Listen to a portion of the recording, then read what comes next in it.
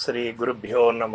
సుజ్ఞాన దీపమను గురుగీతల నుండి ఈవేళ మనం 3వ అధ్యాయమునందు 123వ శ్లోకాన్ని భక్తి శ్రద్ధలతో పరిశీలన చేసుకుందాం. గురుణాం సదసద్వాపి యుదుక్తం తన్నలం గయేత్ కుర్వన్నాజ్ఞాం దివారాత్రౌ దాసవన్నివసేత్ గురో. ఓ పార్వతి, గురువుల యొక్క వాక్యము యోగ్యమైనను అయోగ్యమైనదైనను శిష్యుడు అతిక్రమింపకూడదు.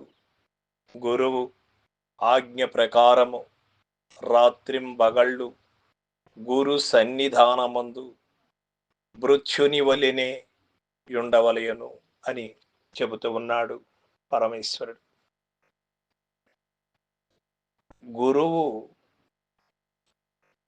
సర్వాంతరంగితుడైనటువంటి, తన ఆంతరంగికంగా ఉన్నటువంటి గురుడిని గురువు చెప్పేటువంటి బోధ సరిగా లేదు అని కాని, గురువు చెబుతూ ఉన్నది అపశృతులు అని కాని, గురువు కంటే నాకు బాగా తెలుసు అని కాని, లేక గురువును వదలి ఇంకేరే గురువు చెప్పే బోధ వినాలి అని కాని ఆలోచన తనలో కలిగినటువంటి శిష్యునికి బోధ ఎన్నటికీ బోధపడదు,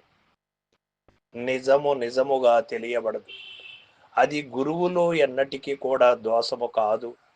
ఎందుచేత అంటే గురువు అపశృతులు ఎన్నడూ పలకడు. గురువు చెప్పినటువంటి బోధను మినహా ఏరే విషయము ఎప్పుడు కూడా చెప్పడు. చెప్పినట్లయితే అతను గురు స్థానములోకి వచ్చేవారు కాదు కదా. కాబట్టి లోపము అనేది తనలో ఉంచుకొని, తన గురువు చెప్పే విధానము సరిలేదు అనుకొని, తన గురువు మార్గము బాగా లేదని, ఏరే గురువు చెప్పే బోధ బాగున్నదని ఆలోచన కలగడం శిష్యునికి పతనానికి దారి తీసుకువెళుతుందే కానీ తనని ప్రయోజకుడిని ఎప్పటికీ చెయ్యదు ఆ భావన. కాబట్టి ఆ భావన ఎప్పుడూ కూడా శిష్యునికి రాకూడదు. గురువు ఆజ్ఞ ప్రకారము రాత్రింపవళ్ళు కూడా ఎట్లా ఉండాలి అంటే, ఎలాంటి కదలకు లేనటువంటి ఒక శవంలాగా తాను నిశ్చలంగా ఉంటూ ఒక బుద్ధి మాత్రమే పనిచేస్తూ ఉండాలి. శారీరకంగా అలలమయము కాకుండా, మనసుకు చాపల్యత్యము లేకుండా నిశ్చల మనస్కుడై బుద్ధిని, ఉత్తమ బుద్ధిని వినియోగించుకుంటూ ఉన్నటువంటి శిష్యుడు గురువు దగ్గర తరించిపోతాడు. అంతేకాని గురువులో తప్పులు ఎతికేటువంటి వాడు ఎప్పటికీ కూడా తరించలేడు. ఇది సత్యం. ఇది మనకు మహాభారతములో కౌరవేయులు 99 మంది 100 మంది కౌరవేయులు కూడా అదే విధంగా ద్రోణాచార్యుని తప్పుపడుతూ వచ్చారు.